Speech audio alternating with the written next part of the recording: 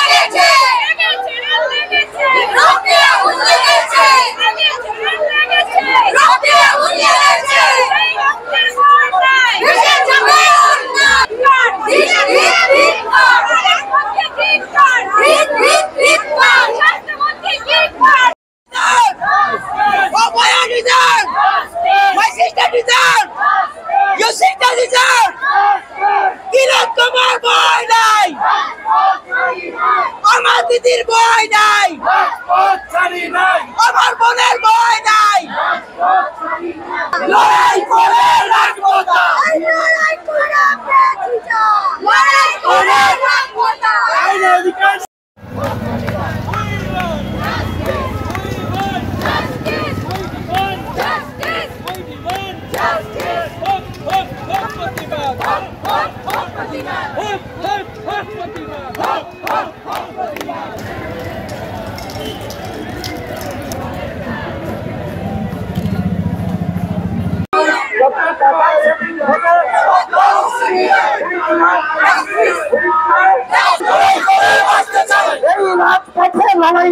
লড়াই চাই, তিলোত্তমার ভয় নাই, তিলোত্তমার ভয় নাই।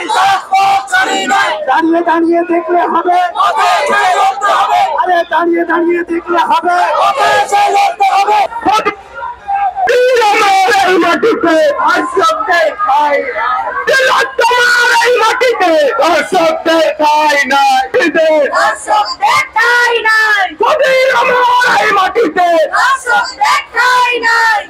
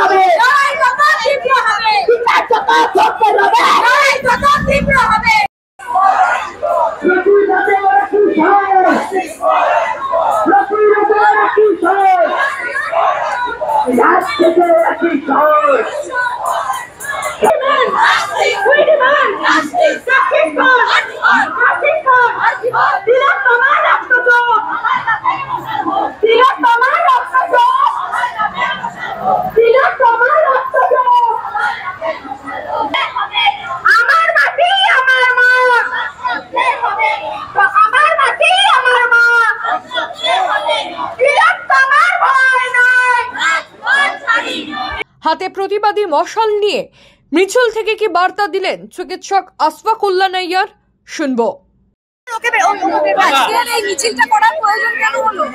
দেখুন, আজকের প্রয়োজন আপনারা জানেন যে 1 বছর হয়ে গেল এবং এই দিনে আজকের এইরকম একটা দিনে যে অভয়ার আওয়াজটাকে চাপা দেওয়ার প্রচেষ্টা চলছিল, অভয়ার যে কান্নাটাকে সেটা চাপা দেওয়ার প্রচেষ্টা চলছিল, সেই কান্নার আওয়াজটা আমরা দলবদ্ধভাবে সেই কান্নার আওয়াজটাকে একত্রিত আমরা সেই আওয়াজটা আজকে আমরা তুলে ধরবো এবং আমরা মনে করবো যে আমরা ভুলিনি, আমরা মানুষকে বলতে দেবো না, কারণ এ ধরনের অন্যায় কখনো ভুলে যাওয়ার মতো অন্যায় নয়। যতদিন মানুষ মনে রাখবে ততদিন মানুষ বিচার চাইবে, ততদিন মানুষ সচেতন হবে, ততদিন মানুষ আন্দোলন করে চলবে। সিবিআইকে কিভাবে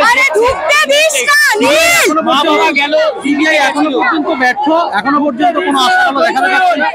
আমরা মনে করি এখনো সময় আছে, কোর্ট বিভিন্নভাবে অর্ডার দেবে, কোর্টের বিচারটা চলছে, মহামান্য আদালত থেকে অর্ডার আসবে। আমরা আশা করছি যে বিচারটা একটু সময় লাগবে, কিন্তু ঠিক একটা টাইমে এই বিচারটা আমরা পাবো। দাদা, আজকে একটা বছর এই দিনে যে নৃশংস ঘটনাটা ঘটেছে এই দিনটাকে কিভাবে মানে আপনি অত্যন্ত দুঃখের, আপনি যদি সবার মুখ দেখেন বুঝতে পারবেন সবাই হতাশ। এবং আমরা মনে করি যে এই ধরনের রাত্রি শুধুমাত্র পশ্চিমবঙ্গের বুকে নয়, ভারতবর্ষের বুকে নয়, সারা পৃথিবীতে কোথাও আসা উচিত নয়, যেখানে একজন জীবন বাঁচানোর যুদ্ধে এসে তাকে জীবন দিতে হয়। এটা অত্যন্ত দুঃখের রাত আছে। আজকে মিছিলে দেখা যাচ্ছে প্রচুর পুলিশ মোতায়েন করা হয়েছে, শ্যামবাজার পর্যন্ত এই প্রতিবাদ আপনাদের যাবে, প্রচুর পুলিশের আমরা দেখতে পাচ্ছি, চতুর্দিকে পুলিশ রয়েছে। এটাকে কিভাবে দেখছেন দাদা? দেখুন, পুলিশ আসবে এটা খুব স্বাভাবিক, কিন্তু মানুষের উপরে কেউ নয়। পুলিশ সিস্টেমই তৈরি হয়েছে মানুষের জন্য, পুলিশ সিস্টেমই হয়েছে সাধারণ মানুষের উপকারের জন্য। তাহলে পুলিশ প্রতিরোধ করলে আমরা প্রতিরোধের জায়গা থেকে ভদ্রভাবে আইন মেনে আমরা অমান্য করব, আইন মেনেই আমরা বলবো যে আমাদেরকে এই যে প্রতিবাদ করা, আমাদের যে অন্যায়ের বিরুদ্ধে রুখে দাঁড়ানোর আমাদের সাংবিধানিক অধিকার আছে, সেই অধিকারটা আমরা পালন করব। পাশাপাশি আরেকটা প্রশ্ন, যে মা বাবা গেল দিল্লিতে গিয়ে অমিত শাহর সঙ্গে দেখা করার কথা ছিল, এলো না দেখা, সিবিআইয়ের সঙ্গে কথা বললো, সেই জায়গা থেকে কি বলবে? সিবিআইয়ের সঙ্গে যে কথা হয়েছে আমরা শুনলাম যে সেখানে সিবিআই আশামূলক কোনো ব্যবস্থা তারা দেখাতে পারেনি, বরং তারা হতাশ করেছে।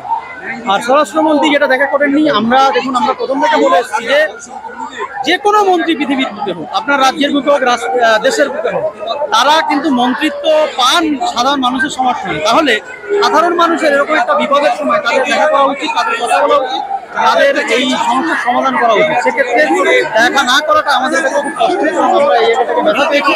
আমরা মনে করি দেখা করা উচিত, এবং তাদের যে দুয়ারে দুয়ারে দৌড়ানোর যে জায়গাটা, সেটা একটা সলিউশন দেওয়া উচিত। কালকে কালীঘাট একটা অভিযান রয়েছে,